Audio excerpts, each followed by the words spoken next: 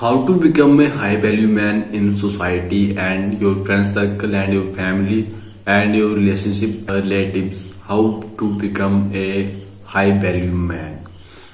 Basically high value man उस आदमी को बोला जाता है जो अपनी बोली हुई बातों पर जो वो बोलता है उन पर पूरा पूरा खरा उतरता है। जो भी वो बोले जो वो चाहे वो उस चीज को हासिल करके ही रहता है।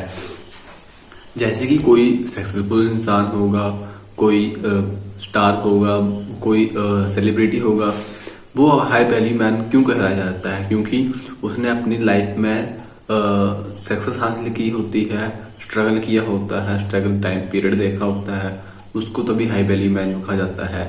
और तुम सोचते हो कि तुम ऐसे ही हाई वैल्यू मैन बन जाओगे, तो कभी नहीं बन पाओगे। हाई वैल्यू मैन बनने से पहले तुम्हें पता होना चाहिए कि हाई वैल्यू मैन की क्वालिटीज क्या होती हैं, क्या वो क्या करता है अपनी लाइफ को इम्प्रूव करने के लिए, क्या वो रियलिटी में है, क्या आप कर सकते हो अपनी लाइफ को हाई वैल्यू मैन बनने के लिए। आपको हाई वैल्यू मैन बनने के लिए पहला स्टेप ये होगा कि अपने अंदर के बच्चे को खत्म करना पड़ेगा। आपके अंदर जो बचपना है, बचकानी हरकतें करते हो आपको कोई पता नहीं है कि कैसे सोसाइटी में रहना है, कैसे चार लोगों के बीच में बात करनी है, कैसे आपको कपड़े पहनने हैं, कैसे आप हेयर स्टाइल रखना है, कैसा आपको बॉडी स्ट्रक्चर चाहिए, कैसी आपकी लुक्स होनी चाहिए। आपको कुछ पता नहीं है, आप सिर्फ बचकानी हरकतें कर रहे हैं, बकचोदी कर रहे हैं अपने दोस्तों के साथ कॉलेज में जाकर के। ऐसा नहीं होना चाहिए। आपको हाई वैल्यू मैन बनना है तो सबसे पहले अपने अंदर के बच्चे को खत्म करो। Be a man brother, man बनो पहले। अगर आप आदमी बन जाओगे, पूरी तरह मैन वाली फीलिंग फील कर पाओगे, तभी आप कुछ कर पाओगे। हाई वैल्यू मैन आप तभी कहला पाओगे अगर आपके अंदर कोई मैन वाली पावर होगी। तो मैन जो है वो अपनी लाइफ को इम्प्रूव करने के लिए कुछ भी कर सकते हैं। जैसे कि आपने देखा होगा कि जिनके सिर पर रिस्पॉन्सिबिलिटीज आ जाती हैं छोटी उम्र में, तो वो ज्यादा मैच्योर बन जाते हैं as compared to normal person जो 18-19 साल का लड़का है, जिसके सिर पर 15-16 साल के जिम्मेवारियां आ गई हैं, वो उससे ज्यादा मैच्योर होगा। मैच्योरिटी का लेवल आपका बताता है कि आप हाई वैल्यू मैन बनेंगे या नहीं बनेंगे। इसीलिए मैच्योर बनो और अपनी लाइफ में इम्प्रूव करो।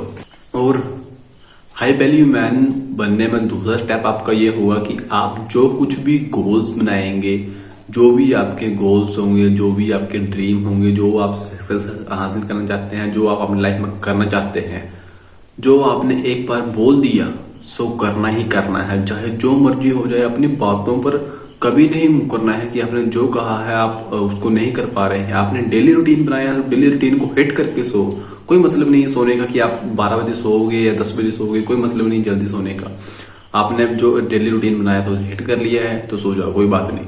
अगर आप नहीं कर पाए हैं तो उसको हिट करने की कोशिश करो, चाहे दूसरा दिन स्टार्ट क्यों ना हो जाए। इसीलिए जो आप अपने लिए बोलेंगे, अपनी सेल्फ के लिए बोलेंगे, उस चीज को हर जितना हो सके उतना पॉसिबल करने की कोशिश करो। आपकी सेल्फ खुद ब खुद आपको हाई वैल्यू मैन बना देगी और लोगों के सामने जैसा आप अपने सेल्फ को देखेंगे वैसे ही लोग आपको देखना शुरू कर देंगे। इसीलिए हाई वैल्यू मैन बनने से पहले ये स्टेप बहुत ही जरूरी है। और नंबर 3 पर है आपकी कम्युनिकेशन स्किल्स। अगर आप अपनी कम्युनिकेशन स्किल्स को टॉप नॉच लेवल तक लेके जाते हैं तो बस हाई वैल्यू मैन बनने से आपको कोई नहीं रोक सकता। आपको कम्युनिकेशन स्किल्स में सबसे ज्यादा ये पता होना चाहिए कि कहाँ पर क्या बात करनी है। ऐसा है कि जैसे मान लो आप कॉलेज में जा रहे हो, आपके दोस्तों का मैच्योरिटी लेवल बिल्कुल जीरो है, उनके कोई मैच्योरिटी नहीं है, उनको पता ही नहीं है लाइफ के बारे में, सब बकचोदी कर रहे हैं, सब या इधर उधर की बातें कर रहे हैं। आपको पता होना चाहिए कि कहाँ पर क्या बातें करनी है, उनके साथ क्या बातें करनी है। उनके साथ भी आपको बकचोदी करनी है, उनके साथ आपको बकवासी बातें करनी है। बट जब आप किसी हाई वैल्यू मैन वाले सर्कल में जाते हैं, जैसे आप बड़े बड़े लोगों के बीच में बैठ गए, तो आपको वहां पर ये बातें नहीं करनी है। आपको हाई वैल्यू मैन वाली बातें करनी है। वहां पर जाकर के हाई वैल्यू मैन वाली बातें करनी है, मैथ्स वाली बातें करनी है, जहां पर उनकी तरह बातें करनी है। और ये आपको पता होना चाहिए।